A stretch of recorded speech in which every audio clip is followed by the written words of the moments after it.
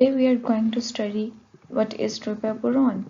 Trp Operon is basically an amino acid which is used for the production of tryptophan. Here we go. So there are some key points. The Trp Operon is a group of genes that encode biosynthetic enzymes for the amino acid tryptophan. And here is the structure of tryptophan.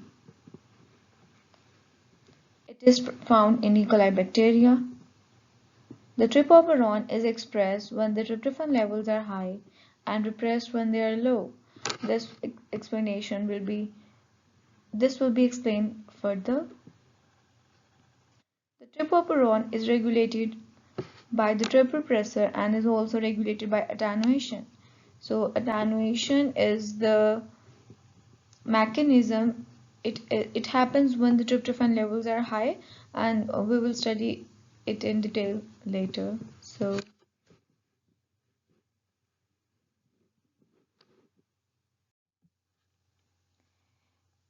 tryptophan basically found in E. coli bacteria, which is a part of our body but not inside. So we take this, basically the tryptophan is present here. This encodes all the genes. Here is the operon, which encodes all these genes into amino acid or into our tryptophan. So basically here we have an operon genome, E. coli genome, in which we have an operon.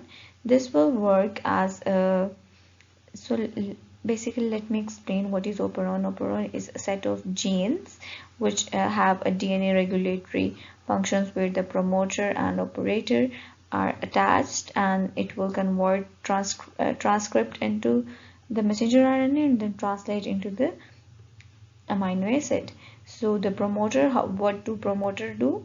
Promoter does is the site where the RNA polymerase binds, and operator is the site when the repressor binds. So they basically regulate the DNA. So I always wonder how these enzymes work for the tryptophan biosynthesis, and if they are already enzymes, how they can change. They are already made up of amino acids, so how they can actually convert into a particular amino acid. So let's go through it.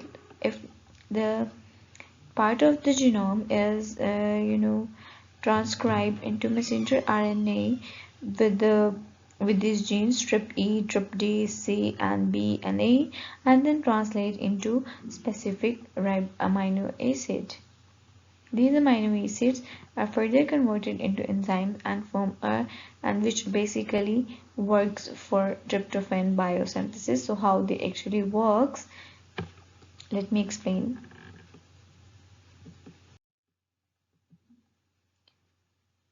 Turning the operon on and off, it's basically the type, the thing on which the operon works. The Trp repressor does not always bind to the DNA. So it binds and blocks transcription only when the tryptophan is present. So when the tryptophan is around, it attaches the repressor molecules and changes their shape so they become active. So here you can see when the tryptophan level is high, RNA polymerase is not bound to the promoter, and the tryptophan changes its shape and binds to the Trp repressor, and hence does not lead any transcription to occur. So basically when the tryptophan levels are high, there is no transcription going to be happen.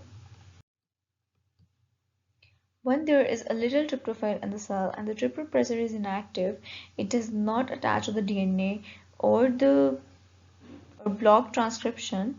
So this allows the Trp Operon to be transcribed by RNA polymerase. So when there is a low tryptophan level, RNA polymerase binds to the promoter and the operator, and Trp repressor always remains in the inactive form, and so it transcribes into the DNA.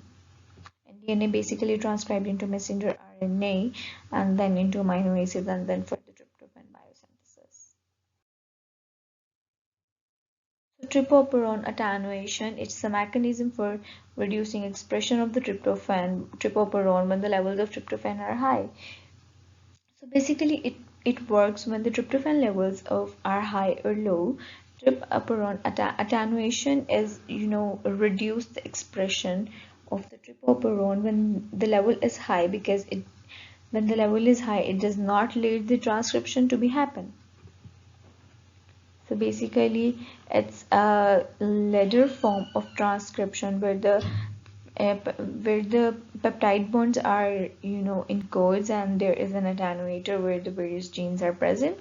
It binds binds before the genes, and it does not let tryptophan high level of tryptophan to be in active form, and it does not allow transcription to be happen, or it will help the RNA polymerase to bind to the promoter and operator, and does the uh, transcription begin and convert these genes into DNA, and then the tryptophan biosynthesis. So rather than blocking the initiation of transcription, attenuation prevents completion of transcription. So it's a major thing. The polypeptide encoded by the letter is short, just 14 amino acids long, and it includes two trip residues. The tryptophans are important because if there is a plenty of tryptophan, the ribosome won't have to wait long for a tryptophan carrying transfer RNA and will rapidly finish the latter polypeptide. If there is a little tryptophan, the ribosome will start as the top codons, waiting for the trip carrying transfer RNA, and will be slow to finish translation of the letter. So here we can understand very clearly that when the tryptophan level is high, it does not allow transcription to be happen, but the attenuator is the one which help us to convert the convert the RNA polymerase into binds to the promoter and then into the genes, and which transcribe into the DNA, and DNA then translate into the messenger RNA, and then in the form of enzymes, and then the particular amino acid which is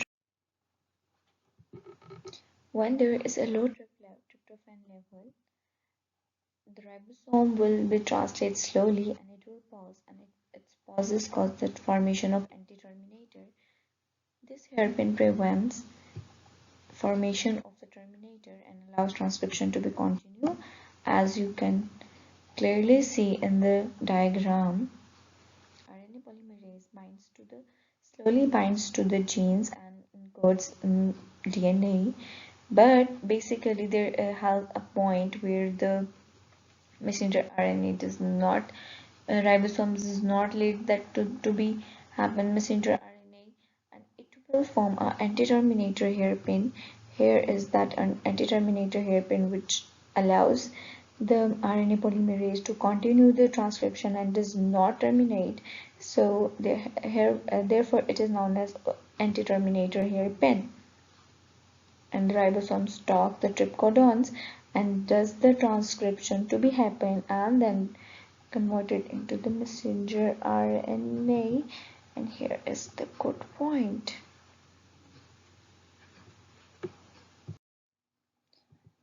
So basically when the tryptophan level is high, the ribosome translates quickly, and it will fall off the messenger RNA after translating the letter peptide, and this will allow the terminator hairpin and associated hairpin to form and detach the RNA polymerase.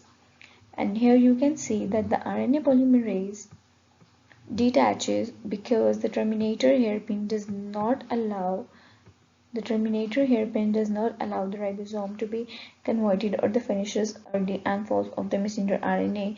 Like this is the ribosome, and it falls off the messenger RNA, and it does not it leaves the RNA polymerase behind and does not let the transcription to be happen.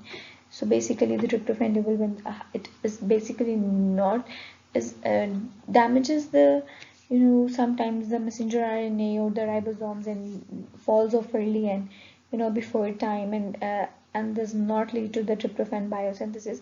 So basically every process has an ups and downs, and we need to go through with them as well. So this is the basic mechanism of trip operon. I hope you will like it and you understand it very clearly. Thank you.